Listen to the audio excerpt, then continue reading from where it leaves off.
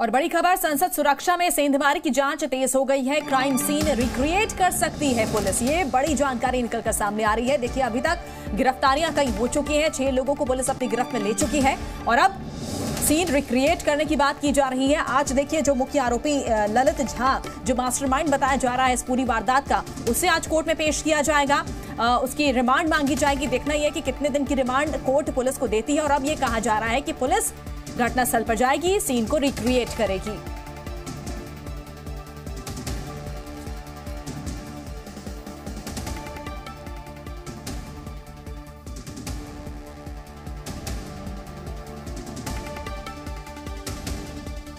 तो संसद में सुरक्षा को लेकर जिस तरीके से एक भारी चूक हुई है, जिस तरीके से पूरा घटनाक्रम परसों दोपहर सामने आया, तो संसद सुरक्षा में सेंधमारी की जांच तेज होती है और पूरे सीन को रिक्रिएट किया जाएगा। तो संसद में सुरक्षा को लेकर केंद्र और विपक्ष के बीच आरोपों का दौर जारी है। विपक्ष लगातार सरकार से इस मुद्दे पर बयान देने की मांग कर रहा है।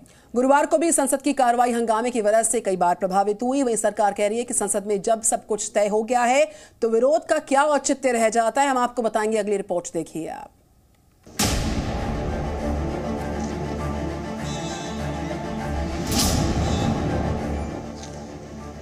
संसद की सुरक्षा में चूक को लेकर राजनीति भी शुरू हो गई है।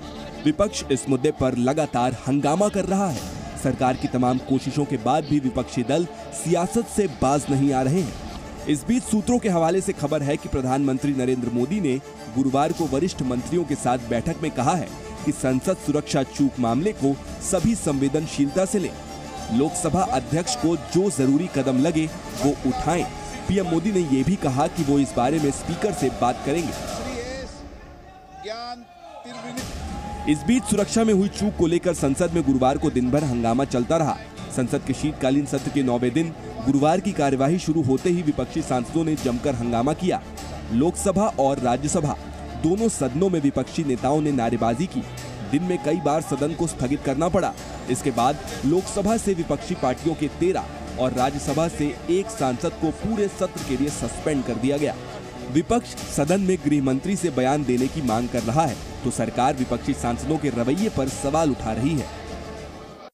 एक बात तो आम लोगों में चर्चा होना शुरू हो गई है कि मोदी जितनी बड़ी बड़ी बात करते हैं, देश की सुरक्षा, अरे जब सदन की सुरक्षा ना दे पाते तो देश की सुरक्षा कैसे दे पाएंगे।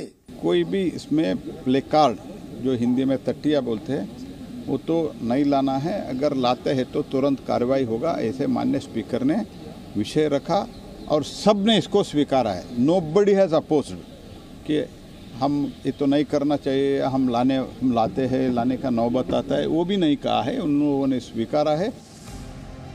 वहीं कांग्रेस अध्यक्ष मल्लिकार्जुन खड़गे ने सोशल मीडिया एक्स पर मोदी सरकार पर गंभीर सवाल उठाए हैं। खड़गे ने लिखा है कि राष्ट्रीय सुरक्षा और हमारे लोकतंत्र के मंदिर संसद की सुरक्षा को खतरे में डालने के बाद बीजेपी अब आवाज उठाने वालों पर ही वार कर रही है। विपक्षी सांसदों को संसद से निलंबित करना लोकतंत्र का निलंबन है। उनका अपराध क्या है?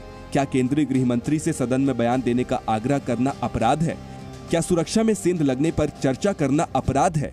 क्या ये तानाशाही के उस पहलू को रेखांकित नहीं करता जो वर्तमान व्यवस्था की पहचान बन गई है? विपक्ष की मांग है कि गृह मंत्री अमित शाह संसद में बयान दें और दोनों सदनों में चर्चा कराई जाए।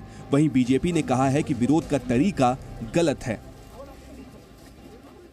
गृह मंत्री को आना चाहिए और एक स्टेटमेंट देना चाहिए कि क्या ये क्यों हुआ, कैसे घटा। और सिक्योरिटी जो है, ये बार बार प्रधानमंत्री कहते हैं ये 21वीं शताब्दी की एक मिसाल है, ये जो नया पार्लियामेंट बिल्डिंग है, तो ये कैसे उल्लंघन हुआ? सवाल हर कोई उठा सकता है। सरकार की विरोध करना विरोधियों का काम है, ड्यूटी है, और वो संवैधानिक ड्यूटी है, करना चाहिए। लेकिन आप बताइए, अटल बिहारी वाजपेयी कब कूदे थे ऐसे? उनसे ज़्यादा विरोध कोई कर पाता था? उनसे ज़्यादा विरोधी क्या डेरेक ओब्रायन है सरकार का? इससे पहले रक्षा मंत्री राजनाथ सिंह ने लोकसभा में सभी सांसदों को आगाह करते हुए कहा कि सरकार और विपक्ष दोनों को सतर्क रहना चाहिए। सबने उसको कंडम किया है, बहुत ही दुर्भाग्यपूर्ण घटना है, इसमें कहीं दो मत नहीं है।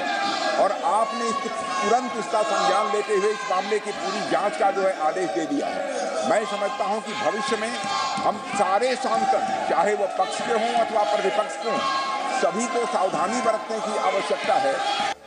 वहीं लोकसभा अध्यक्ष ओम बिरला ने भी विपक्ष के विरोध को गलत बताते हुए कहा कि संसद भवन में सुरक्षा की जिम्मेदारी लोकसभा सचिवालय की है और सभी जरूरी कदम उठाए जा रहे हैं। आप लोगों सबको बुलाकर चर्चा करेंगे। सारी सुरक्षा की जिम्मेदारी और क्षेत्राधिकार लोकसभा सचिवालय का है और इसीलिए लोकसभा सचिवालय फिर आपसे चर्चा करेगा। सुरक्षा चूक के बाद अब संसद परिसर की सुरक्षा कड़ी कर दी गई है। गहन जांच के बाद ही सांसदों, पत्रकारों और बाकी कर्मचारियों को एंट्री दी जा रही है। साथ ही संसद में अलग अलग दरवाजों से वीवीआईपी एंट्री तय की गई है। संसद भवन में कौन किस गेट से एंट्री करेगा, इसको लेकर सख्त नियम लागू कर दिए गए हैं। वीवीआईपी एंट्री के लिए द्वार सुनिश्चित कर दिए गए हैं ताकि कोई और उस द्वार की ओर चहलकदमी भी ना कर सके। संसद के गज द्वार से प्रधानमंत्री की एंट्री तय कर दी गई है, यानी पीएम नरेंद्र मोदी के अलावा गज द्वार से किसी को भी एंट्री नहीं मिलेगी।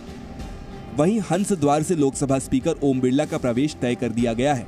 संसद के अश्व द्वार से राज्यसभा सभापति जगदीप धनखड़ की एंट्री निर्धारित कर दी गई है। वहीं पार्लियामेंट के मकर द्वार से कैबिनेट मंत्रियों और सांसदों की आवाजाही रहेगी। शार्दुल द्वार और गरुड़ द्वार से कैबिनेट सेक्रेटरी से लेकर होम सेक्रेटरी और मंत्रालय के अधिकारी, साथ ही राज्य के मुख्यमंत्रियों की भी एंट्री होगी।